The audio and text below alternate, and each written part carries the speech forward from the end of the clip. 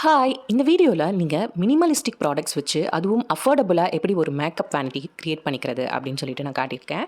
நான் இப்படி தான் ஆஃபீஸ்க்கு மேக்கப் பண்ணிட்டு போவேன். ஸோ நான் ஃபர்ஸ்ட் யூஸ் பண்ண ஃபவுண்டேஷன் பார்த்தீங்கன்னா, ஃபேஸஸ் கனடாவோட ஃபவுண்டேஷன். இது வந்து ஆஃபர்ல நான் 2 வாங்கியிருந்தேன் அட் த சேம் டைம். ஒரு ஃபவுண்டேஷன் ஃபுல்லா காலி பண்ணிட்டேன்.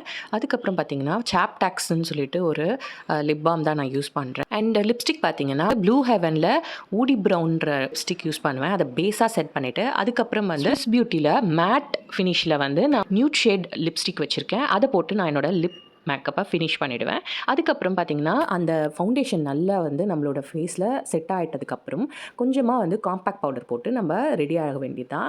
அதுக்கப்புறம் எனக்கு வந்து ஐலைனரில் பொட்டு வைக்கிறது ரொம்ப பிடிக்கும். இந்த பிளாக் ட்ரெஸ்க்கு அந்த பொட்டு ரொம்ப அழகாக இருந்துச்சு. அதுக்கப்புறம் ஆக்சசரிஸ்லாம் போட்டு நான் கிளம்பியாச்சு ஆஃபீஸ்க்கு. ஸோ இதுதான் என்னுடைய மினிமலான அஃபோர்டபுள் மேக்கப் லுக். இந்த மாதிரி சில ப்ராடக்ட்ஸ் மட்டும் நீங்கள் வாங்கி வச்சுக்கிட்டிங்கன்னா போதும்.